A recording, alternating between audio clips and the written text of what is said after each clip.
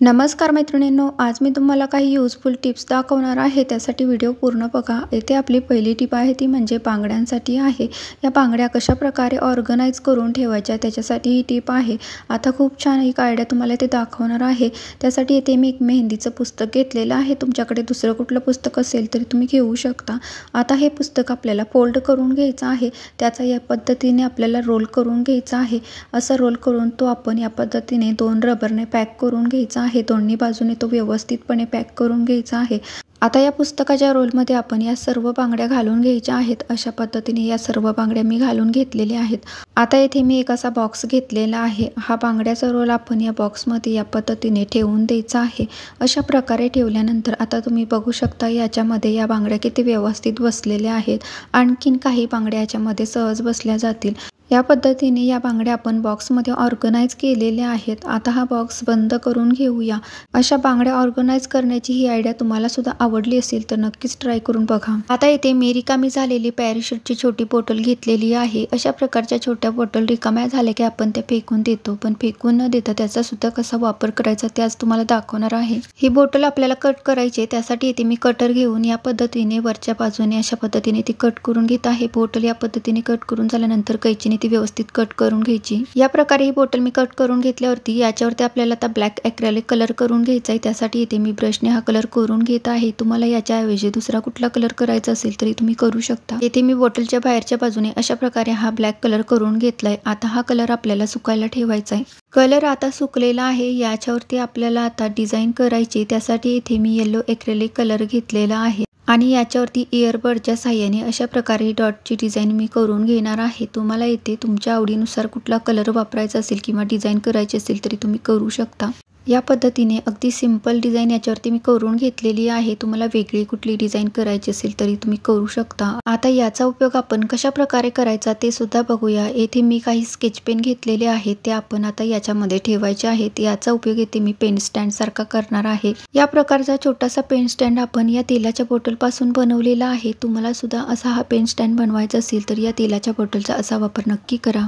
आता इथे माझ्याकडे अशा प्रकारची कापडी पिशवी आहे। तुमच्याकडे सुद्धा अशा कापडी पिशव्या असतील तर तुम्ही सुद्धा त्याचा या पद्धतीने उपयोग करू शकता। आता ही पिशवी आपल्याला उलटी करून घ्यायची आहे। आतली बाजू जी पिशवीची आहे ते आपण बाहेर काढून घेऊया आणि नंतर याचा उपयोग आपण कशा प्रकारे करायचा ते सुद्धा बघूया। या पद्धतीने ही उलटी पिशवी आपण करून घेतली। आता इथे मी लसूण घेतलेला आहे। अशा प्रकारे पिशवीमध्ये आपण हा सर्व लसूण ओतून घेऊया आणि नंतर इथे आपल्याला एक हँगर घ्यायचा आहे आणि पिशवीचे जे दोन्ही बंद आहेत ते आपण हँगर मध्ये या पद्धतीने अडकवून घ्यायचे आहेत। अशा पद्धतीने अडकवल्यानंतर हे दोन्ही बंद हँगर मधून खाली पडू नये त्यासाठी आपल्याला ते बंद पॅक करण्यासाठी चिमट्याचा वापर करायचा आहे। कपड्याचे चिमटे ते आपण 2 घेतलेले आहेत, ते आपण या पद्धतीने दोन्ही बंदाला अशा पद्धतीने लावून घेऊया। आता अशा प्रकारे दोन्ही बंद पॅक केल्यामुळे आता हँगर मधून ही पिशवी खाली पडणार नाही आणि अशा प्रकारे हँगरला ही पिशवी अडकवल्यामुळे ज्यावेळेस आपल्याला याच्यातून लसूण काढायचा असतो तो सुद्धा आपण सहज काढू शकतो आणि ही जी हँगरला अडकवलेली ही लसणाची पिशवी आहे ती आपण कोठेही अशा पद्धतीने अडकूनही ठेवू शकतो। त्यामुळे लसूण जास्तीत जास्त टिकेल आणि तो लवकर खराबही होणार नाही।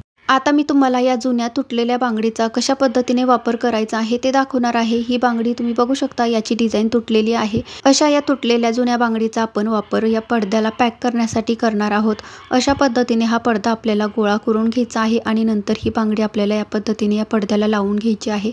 तुमच्याकडे जर अशी बांगडी नसेल तर याच्या जागेवरती तुम्ही दुसरी कुठलीही बांगडी खालच्या बाजूने पडद्याच्या घालून अशी पॅक करू शकता। या पद्धतीने आता या बांगडीचा उपयोग आपण करून घेतलेला आहे। तुम्हाला ही आयडिया आवडली असेल तर नक्कीच ट्राय करा। आता दुधाच्या पॅकेटचा कशा प्रकारे वापर करायचा ते सुद्धा दाखवणार आहे। असे हे प्लास्टिकचे पॅकेट तुम्ही टाकून न देता त्याचा खूप छान असा उपयोग करू शकता। अगोदर हे दोन्ही पॅकेट आपण एकावरती एक ठेवायचे आहेत आणि आता ते आपल्याला कट करून घ्यायचे आहे। मधल्या भागावरती आपल्याला या पद्धतीने ते कट करून घ्यायचे आहेत। अशा प्रकारे कट करून झाल्यानंतर ते आपल्याला या पद्धतीने उलगडून घ्यायचे आहेत आणि ते या पद्धतीने गोळा करून घ्यायचे आहेत। अशा प्रकारे कट केलेल्या या दुधाच्या पॅकेटचा वापर आपण घासणीसारखा करणार आहोत। आता येथे ही प्लेट तुम्हाला मी घासून दाखवते, किती व्यवस्थित आणि स्वच्छ निघत आहे ते बघा। असे हे दुधाचे पॅकेट टाकून न देता त्याचे एक वेळेची भांडी घासण्यासाठी वापर नक्कीच करू शकतो। खूप छान आयडिया आहे। ही आयडिया तुम्ही याच्या अगोदर कधी ट्राय केली आहे का नक्की कमेंट करून सांगा। आता ही प्लेट धुतल्यानंतर ही तुम्हाला दाखवते किती स्वच्छ झालेली आहे ते बघा। आता आपल्याला आलं कशा पद्धतीने स्टोअर करायचं आहे ते सुद्धा बघायचं आहे। हे आलं तुम्ही धुवूनही घेऊ शकता। येथे मी हे धुतलेलं नाही, असेच हे स्टोअर मी करणार आहे। आलं धुतल्यावरती त्याला पाणी सुटण्याची शक्यता असते, त्यामुळे ते न धुताच आपल्याला स्टोअर करायचं आहे। आता हे आलं आपण कशामध्ये स्टोअर करायचं आहे ते बघूया। त्यासाठी येथे मी असा हा प्लॅस्टिकचा डब्बा घेतलेला आहे। तुम्ही स्टीलचा डब्बा सुद्धा वापरू शकता। आता या डब्यामध्ये सुद्धा मी टिश्यू पेपरचा वापर करणार आहे। याच्या जागेवरती सुद्धा तुम्ही कापडाचा वापर करू शकता। अशा पद्धतीने टिश्यू पेपर खालच्या बाजूला ठेवल्यामुळे जो काही ओलसरपणा असतो तो टिश्यू पेपरमध्ये निघून जातो।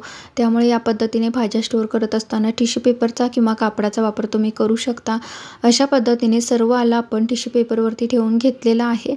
आता याच्यातील थोडंसं हे आलं मी दररोजच्या वापरासाठी वरती ठेवलेलं आहे। अशा पद्धतीने आपल्याला जास्त दिवस हे आलं टिकवण्यासाठी जेवढे लागणार आहे तेवढंच वरती ठेवायचं आहे आणि या पद्धतीने डब्यामध्ये सर्व स्टोअर करून ठेवायचं आहे। या प्रकारे तुम्ही सुद्धा हे आलं नक्की स्टोअर करून बघा, खूप जास्तीत जास्त दिवस टिकते। त्यामुळे ही ट्रिक सुद्धा नक्की ट्राय करा। पुढची टिप आहे ती म्हणजे मिक्सर जारसाठी आहे। मिक्सरचे अशा प्रकारचे वेगवेगळे जार्स असतात, ते आपण दररोजचे वापरले की त्याच्यातून खराब वास यायला लागतो। अशा प्रकारच्या जारचा वापर आपण मसाले बारीक करण्यासाठी करतो, तसेच याच्यातून आपण लोणीही काढतो। अशा वेळेस या मसाल्यांचा वास जात नाही। असा हा वास घालवण्यासाठी आपण कशाचा वापर करायचा आहे ते बघायचं आहे। येथे आपण काय करणार आहे ते बघूया।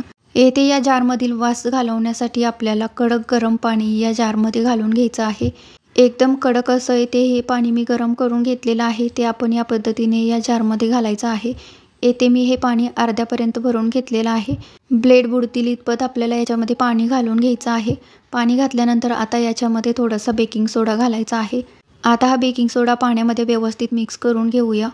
येथे तुम्ही विम लिक्विडचाही वापर करू शकता। विम लिक्विड घालून तुम्ही हे मिक्सरलाही फिरवू शकता। आता आपल्याला या जारला झाकण लावायचं आहे। झाकण लावून आपल्याला हा जार 15 ते 20 मिनिटासाठी असाच ठेवायचा आहे। जारला झाकण लावून झाल्यानंतर हा जार आपण या पद्धतीने थोडा हलवून घ्यायचा आहे। असं केल्यामुळे ब्लेडमध्ये जे काही बारीक कण आहेत ते निघले जातील। आता 20 मिनिटानंतर याचं आपण झाकण काढून घेऊया। झाकण काढून झाल्यानंतर आता इथे तुम्ही बघू शकता, या पाण्याच्या वाफेमुळे झाकणही स्वच्छ होऊन जाते, झाकणातीलही वास निघून जातो। अशा प्रकारे मिक्सर जार धुण्यासाठी तुम्ही या गरम पाण्याचा आणि बेकिंग सोड्याचा वापर नक्की करून बघा। आता हे गरम पाणी आपण याच्यातून काढून घेतलेलं आहे। आता हा आपल्याला जार पटकन सुकवण्यासाठी कुठली ट्रिक करायची आहे ते बघायचं आहे।